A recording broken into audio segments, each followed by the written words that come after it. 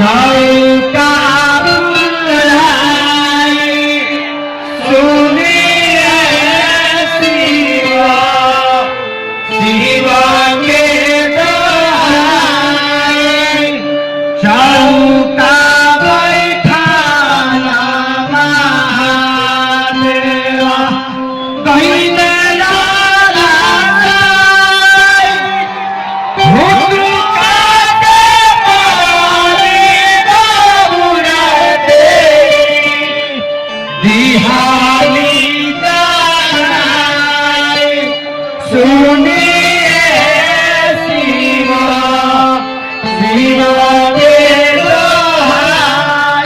जय हो माई बहनी जय हो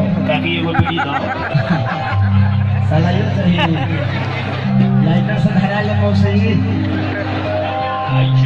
भाई भाई ऐसे गीत हमने के आज भी समाज में होला। आज भी हमने के माता बहन बेटी जब मंदिर में जाली तो बड़ा खूबसूरत एगो गीत गावे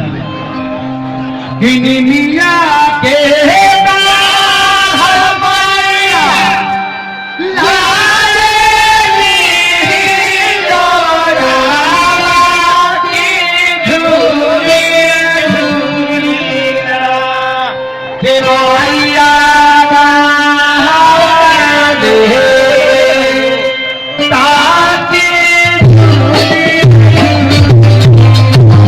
लेकिन आज भी हमने के आजकल के जो लड़की बड़ी सचीज पाइट पहन ले तारी सब मंदिर में थाली सजा के निकला तारी सजाना का बतारी कि ये दिल आशिक माई मंदिर छोड़ के भागल बड़ी चावरा में अभी करे दिल आशिक भइल हमार जहां भइल के गुजरात वाला भूकंप था बिहार में हो जाए ऐसा स्थिति में भाई लेकिन आई एगो औरत अपना पति के करतूत देखे का कहती है कि कहाँ भी दमन होना लड़कियां कहाँ भी दमन होना कि नहीं रही जाए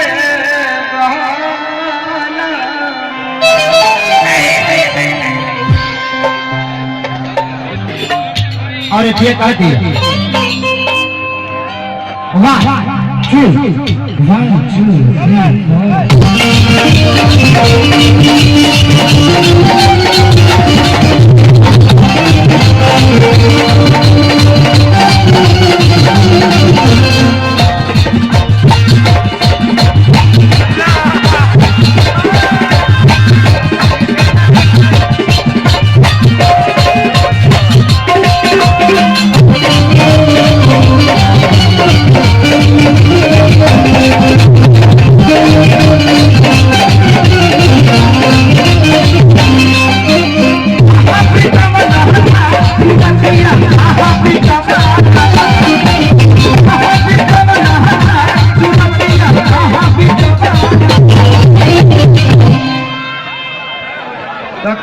शुद्धि कहिला तमाही के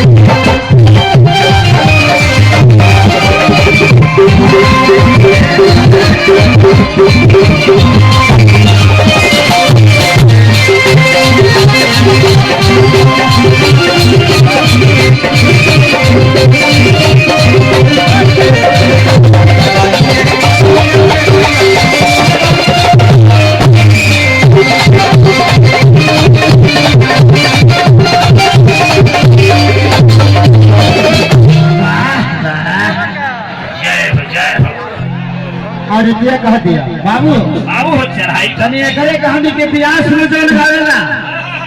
जब हमने यहाँ पे कमला बाबा आई कौना के सिस्टम के गिरल रहे